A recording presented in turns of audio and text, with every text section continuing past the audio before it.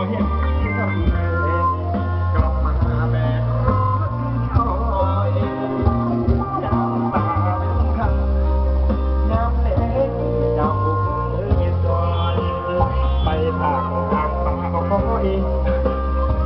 ก็จะเป็นอยู่กับเรื่องสวรรค์อะไรเขาจะรวมตัดรอยคนใจน้ำตาไหลหลังลืมแล้ว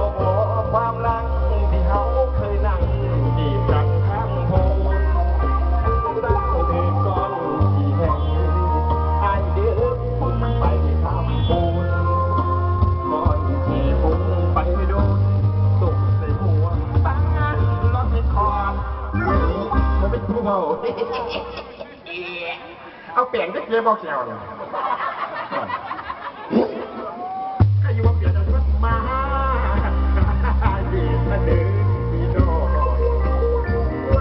ดีให้อายคอยสาคอยจนสายมันพอตามคอยไปใหม่ตามบ้านไหนอายที่เฝ้าคอยบอกใจออกที่นานน้อยอย่าดำอ้อยๆช่วยอ้อยลงไป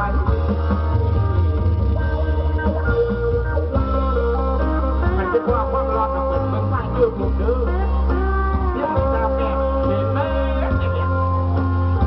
มันนี่กันเดียวไปลองไปดูไปตามเดี๋ยวพักเว้ยนี่เด็กงานไทยอยู่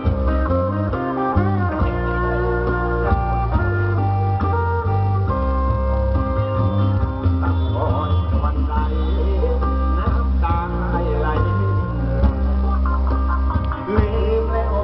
ความรักที่เขาเคยนั่งดีกันคำพูดเมื่อเช้าที่ก่อนที่แห่งอายืนไปคำพูด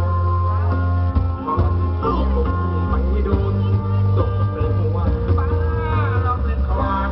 เฮ้ยเกือบถูกวงไม่กูเนาะกูรู้สึกว่าเพลงอยู่เฮ้ยไอ้สัตว์